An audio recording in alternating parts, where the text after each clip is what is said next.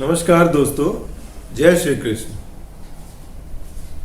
मैं एस.एम. कथूरिया आपका वैदिक प्रेडिक्ट में स्वागत करता हूं। आज का विषय है मेष राशि का राशिफल जुलाई के लिए 2021। इससे पहले कि मैं शुरू करूं, आपसे रिक्वेस्ट है कि अगर आपने चैनल को सब्सक्राइब नहीं किया तो कृपया सब्सक्राइब कर दें और बेल आइकन ज़रूर दबाएं ताकि आने वाली वीडियो सब आप तक सीधी पहुंच सकें। और अगर आपको वीडियो पसंद आए तो कृपया दोस्तों में भी शेयर करें। तो चलिए ज़्यादा वक्त ना बिताते हुए मेष राशि का राशिफल शुरू करते हैं। इस महीने जुलाई का जो चार्ट है वो मैं आपको दिखा रहा हूँ। उसमें ग्रहों की जो स्थिति पहली तारीख को है वो इस हिसाब से है। अब मेष राशि का स्वामी मंगल है, जिसका गोचर हो रहा है कर्क राशि में, चौथे घर में। तो मेष राशि का स्वामी अगर मंगल चौथे घर में हो तो ये नीच राशि में है, और वैसे भी चौथे घर में मंगल का गोचर अच्छा नहीं गिना जाता। तो आपके लिए ये सलाह है कि आप अपने काम जो भी कर रहे हैं उन्हें थोड़ा ध्यान से करिए, कोई नुकसान की स्थिति ना बने, क्योंकि मेष राशि में मंगल जो है वो भावुक हो जाते हैं, और भावुक होके कोई भी काम करना ये हमेशा नुकसान ही पहुंचाता है। तो इस बात का आप ध्यान रखेंगे, क्योंकि आपको हर काम में ये सोचना पड़ेगा, क्योंकि आपके राशि के स्वामी हैं। 20 जुलाई से जब मंगल सिंह राशि में जाएंगे तब आपके लिए स्थिति कुछ अच्छी नज़र आएगी। आपकी हिम्मत बढ़ेगी, काम करने की क्षमता आपकी बढ़ेगी, और आप अपने जिस तरीके से आपकी जो काम करने की शैली है बिल्कुल वैसे ही आप अपने जो एनर्जेटिक जो रूप है उसमें आ जाएंगे और बड़ा रिलीफ मिलेगा आपको। दूसरे घर की बात करें वृषभ राशि, तो यहाँ पर गोचर हो रहा है राहु और बुध का। राहु दूसरे भाव में, जो कि परिवार का है, बोली का है, आपके धन का है। राहु आपकी इच्छा तो पूरी करते हैं, लेकिन बुध भी साथ में है। आप आप बुद्धिमत्ता से काम भी करेंगे, लेकिन बुद्धि को ये भ्रष्ट ना कर दे, इस बात का जरूर ध्यान रखें। धन का आगमन तो जरूर होगा, लेकिन बस आपसे यही है कि आप एक तो अपनी वाणी पर जरूर ध्यान दें, और कोई चालाकी या किसी ऐसी चीज को ना अपनाएं जो आगे चलकर आपको नुकसान हो।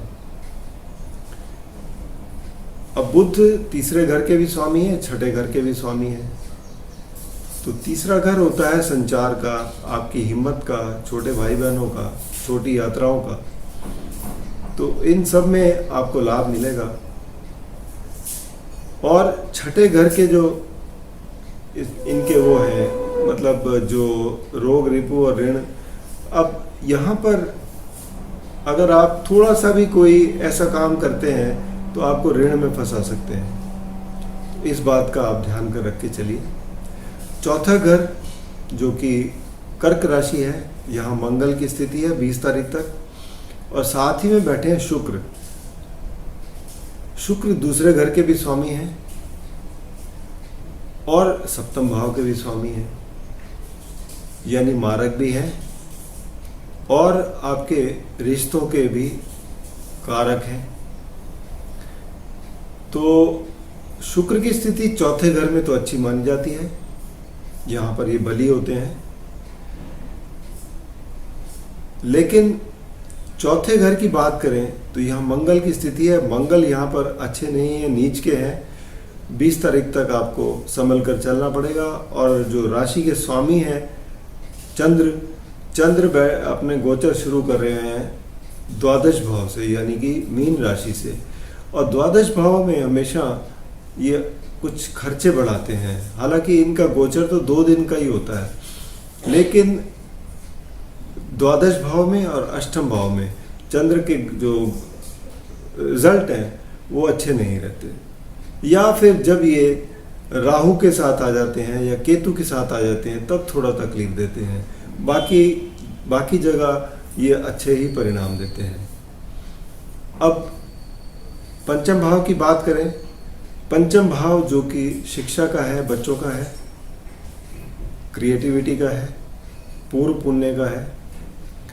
यहाँ पर सूर्य की राशि है और सूर्य का गोचर हो रहा है तीसरे घर में, यानी मिथुन राशि में। तीसरे घर में सूर्य का गोचर बहुत अच्छा गिना जाता है।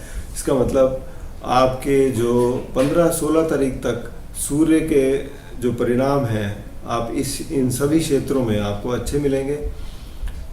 16 तारीख को ये कर्क राशि में आ जाएंगे और साथ ही में 16 तारीख को शुक्र भी पंचम भाव में आ जाएंगे। तो शुक्र के पंचम भाव में आते ही ये भी आपके लिए स्थिति अच्छी पैदा करेंगे। तो कुल मिलाकर पंचम भाव के नतीजे आपको बड़े अच्छे मिलने वाले हैं इस महीने। सप्तम भाव जो कि पति पत्नी का है, व्यवसाय का है, पार्टनरशिप वगैरह का है, तो यहाँ पर जो स्थिति है वो शुक्र से है। शुक्र इसके स्वामी है और शुक्र की स्थिति अच्छी बनी हुई है। शुक्र आपको क्योंकि पहले केंद्र में है, चौथे घर में, उसके बाद ये पंचम भाव में आ जाएंगे, तो आपके जो रिश्ते हैं वो अच्छे रहेंगे। व्यवसाय में भी आपका समय बड़ा अच्छा रहेगा, आप तरक्की करेंगे, कोई दिक्कत की बात नहीं है। हालांकि सप्तम भाव पर दृष्टि पड़ रही है शनि की, जो कि वक्री है, लेकिन फिर भी साथ में गुरु की भी दृष्टि है, हालांकि वो भी वक्री हैं।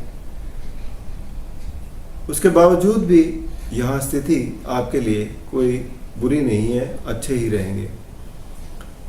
अष्टम भाव की बात करें तो अष्टम भाव जो मंगल की राशि है, मंगल नीच के बैठे हैं और यहाँ केतु बैठे हैं। तो अष्टम भाव से आपको केतु तो रहस्यमय है ही है। वो ये बताते हैं कि आप अपना जो भी काम करें वो किसी को भी बताएं ना जब तक वो पूरा नहीं हो जाता। और मंगल की स्थिति सुधरते हुए अभी 20 दिन लगेंगे, तो कुल मिलाकर आपको 20 तारीख के बाद ही कुछ अच्छे परिणाम मिलने शुरू होंगे। नवम भाव की बात करें, भाग्यस्थान और द्वादश भाव, इन दोनों के स्वामी हैं गुरु। गुरु बैठे हैं एकादश भाव में, लेकिन वक्री हैं। अब वक्री गुरु क्या करते हैं, आपका भाग्य जो है, वैसे तो आपके भाग्य से काम सब निकलते रहेंगे, लेकिन वक्री ग्रह का मतलब ये होता है कि एक बार आपको फिर से जो आप काम कर रहे हैं, जो आपको करना चाहिए, जैसे करना चाहिए, एक बार आपको रिव्यू करना चाहिए ज़रूर। थोड़ी बहुत वक्री ग्रह जो है कुछ ना कुछ परेशानियां भी लेके आते हैं, कुछ रुकावटें भी लेके आते हैं, तो आपको ध्यान रखना पड़ेगा, लेकिन फिर भी आय आपकी बनी रहेगी। क्योंकि एकादश भाव में चाहे कोई भी ग्रह हो, वक्री हो, डायरेक्ट हो, या सामान्य ग्रह हो, नैसर्गिक ग्रह हो या क्रूर ग्रह हो, सभी अच्छे परिणाम देते हैं। अब बात करें दशम भाव की, तो दशम भाव के स्वामी हैं शनि। शनि भी वक्री हैं और एकादश भाव के भी स्वामी हैं। शनि वक्री जब होते हैं तो आपके अंदर थोड़ा लेजीनेस लाते हैं, क्योंकि आपको ये कठिनाई की ओर ले जाते हैं। आपको दोबारा से ये जताते हैं कि आपने जो भी काम किए उनको एक बार फिर से देख लें, कहीं आपने कोई गलती तो नहीं करी। और कुछ धीमापन भी लाते हैं। अब वक्री ग्रह हमेशा परेशानी का सबब तो रहते ही हैं, लेकिन अगर जिस कुंडली में अच्छे हो तो वहाँ पर ये अच्छे परिणाम भी देते हैं, ऐसी कोई बात नहीं है। अब जैसे आपके ये दशम भाव के कार्य क्षेत्र के स्वामी हैं, तो कार्य क्षेत्र में आप अपना फोकस अगर बनाए रखेंगे तो आपको कोई दिक्कत नहीं आने वाली, और आय में भी आपको लाभ देंगे। तो कुल मिलाकर मेष राशि वालों के लिए ये महीना जो है वो मिले जुले परिणाम आने वाले हैं। तो इस बात का आप ध्यान रखिए, जहाँ पर खासकर क्योंकि मेष राशि का स्वामी क्योंकि नीच राशि में है, तो इसलिए ज़्यादा फर्क पड़ेगा। और साथ ही में दो बड़े ग्रह वक्री हैं, तो इन बातों का ध्यान रखते हुए आप चलेंगे तो आपके लिए समय ठीक निकलेगा। व्यक्तिगत रूप में अगर किसी को भी कोई समस्या आ रही हो तो नीचे दिए गए नंबर पर संपर्क करें या vedicprarik.com पर लॉगिन कर सकते हैं। उपाय के तौर पर मंगल के लिए आप उपाय करें, क्योंकि ये ज़रूरी है। मंगल कमज़ोर है, मंगल आपको परेशानी में डाल सकते हैं। इसके लिए अगर आप उपाय करें, मंगलवार को अगर व्रत रखें, एक टाइम बिना नमक का खाना खाएं और हनुमान चालीसा, हनुमान अष्टक या हनुमान के मंत्रों का और भी जो उच्चारण करेंगे तो उनसे आपको लाभ पहुंचता है। साथ ही में मंगल की जो चीज़ें हैं उनको दान करने में, जैसे लाल कपड़ा अगर आप दान करते हैं, लाल मसूर की दान मंगलवार को दान करते हैं ज़रूरतमंद लोगों को, तो ये भी आपके लिए बड़ा ही सहायक होता है। और साथ ही में क्या है कि ये उपाय छोटे छोटे हैं, लेकिन इनको आप नियमित रूप से करें तो आपको ज़रूर लाभ मिलता है, आपकी आध्यात्मिक शक्ति भी बढ़ती है। तो इसी के साथ समाप्त करता हूँ। धन्यवाद।